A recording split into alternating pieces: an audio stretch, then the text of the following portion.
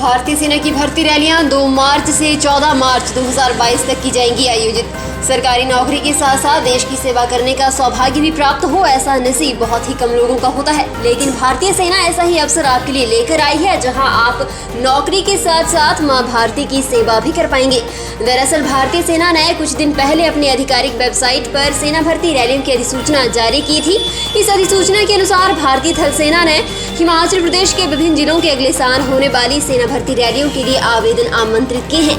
भारतीय सेना की भर्ती रैलियां 2 मार्च से 14 मार्च 2022 तक आयोजित की जाएंगी। इसके लिए 16 जुलाई से आवेदन प्रक्रिया शुरू हो चुकी है। इनमें भाग लेने के इच्छुक युवा अभ्यर्थी सेना की वेबसाइट joinindianarmy.nic.in पर जाकर 28 अगस्त 2021 तक ऑनलाइन आवेदन कर सकते हैं। राकेश टिकैत बोले, अगर 2022 में किसानों की कमाई हो जाएगी डबल तो प्रधानमंत्री मोदी का करेंगे समर्थन। किसान नेता राकेश टिकैत शनिवार को हिमाचल दौरे पर पहुंचे। इस दौरान सोलन में उन्होंने सेब मंडी का निरीक्षण किया और छोटी मंडियों पर किसानों बागवानों से अपने उत्पाद देने का आग्रह किया। कंडाघाट में पत्रकार वार्ता में उन्होंने कहा कि प्रधानमंत्री नरेंद्र मोदी कह रहे हैं कि 2022 में किसानों की आय दोगुनी हो जाएगी। अगर वह ऐसा करते हैं तो हम पीएम का समर्थन करते हैं। टिकैत ने कहा कि हिमाचल किसान एकजुट हो जाएं, अगर ऐसा नहीं हुआ तो अडानी अंबानी उन्हें खत्म कर देंगे। इसके बाद श्री टिकैत शिमला पहुंचे, जहां समर्थकों ने उनका भव्य स्वागत किया।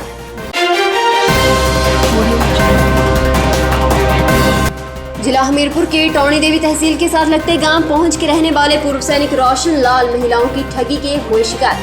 रोशन लाल ने गुरुवार को गांधी चौक स्थित एटीएम से 18,000 रुपए निकाले। पैसे निकालने के बाद रोशन लाल गांधी चौक स्थित एक इलेक्ट्रिक की दुकान पर कुछ सामान खरीदने पहुंचे। कुछ प्रवासी महिलाएं रोशन लाल के पीछे पीछे चल रही थी। रोशन लाल ने दुकान पर अपना बैग टेबल पर रख दिया और सामान देखने लग पड़े। ऐसे में पीछे से आई 3 महिलाओं में से 2 भी सामान देखने लगी और तीसरी ने पूर्व सैनिक के बैग से पैसे निकाल लिए। रोशन लाल ने बताया कि जब वे अपने घर पहुंचे तो बैग चेक किया तो हैरान रह गए। बैग में सिर्फ 2,000 रुपए थे और 16,000 गायब पाए गए।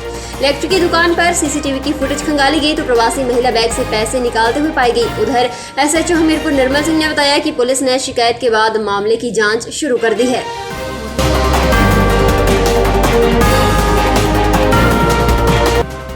34 घंटों के बाद बहाल हुआ चंडीगढ़ मनाली नेशनल हाईवे। बरसात से 7 मील के पास बंद हुआ था रोड।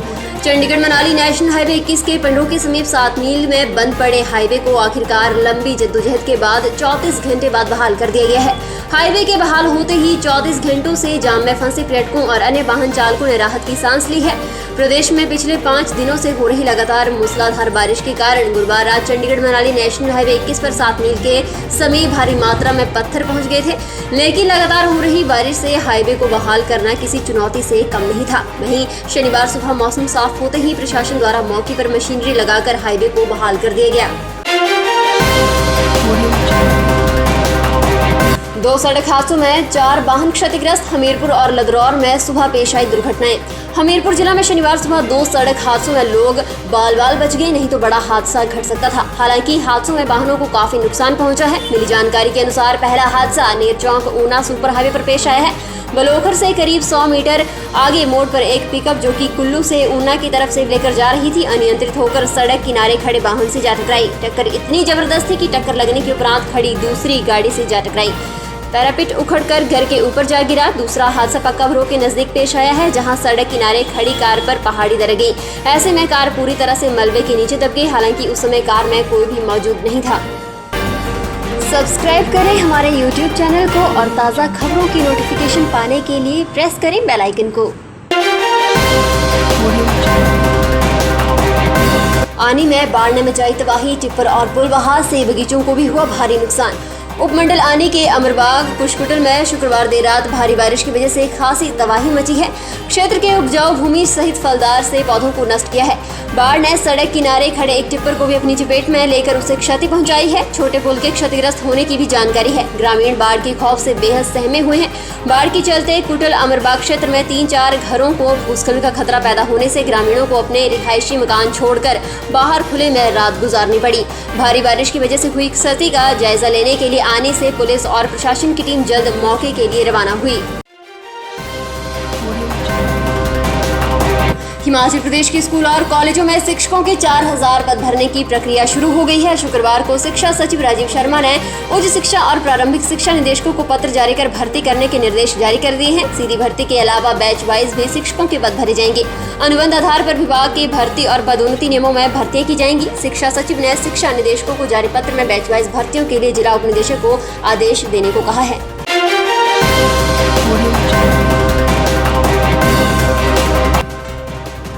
हिमाचल प्रदेश तकनीकी विश्वविद्यालय हमीरपुर ने दूसरे चरण की काउंसलिंग का शेड्यूल किया जारी।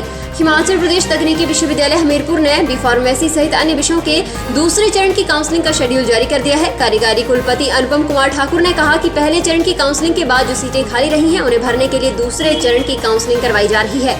B pharmacy, BBA, BCA, BSc और एमटेक में दाखिला लेने वाले विद्यार्थी दूसरे चरण की काउंसलिंग के लिए अपने दस्तावेज 1 सितंबर तक अपलोड कर सकते हैं।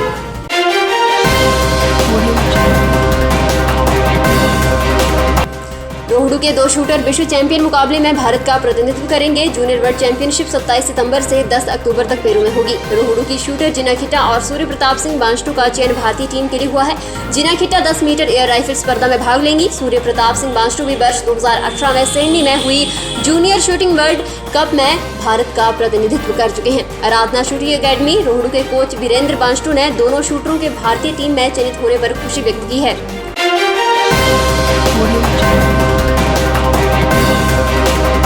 वर्ष 2011 की जनगणना में जहां जिला ऊना में शिशु लिंग अनुपात 875 और जून 2021 में 938 हो गया है, जबकि विकास खंड ऊना की शिशु लिंग अनुपात बढ़कर 955 हो गया है।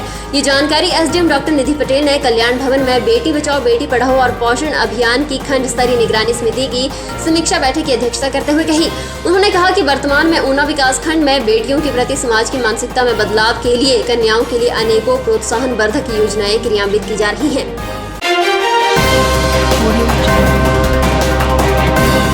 फिलहाल के लिए बस इतना ही और बड़ी खबरों के लिए बने रहिए न्यूज़ सुपर भारत के साथ।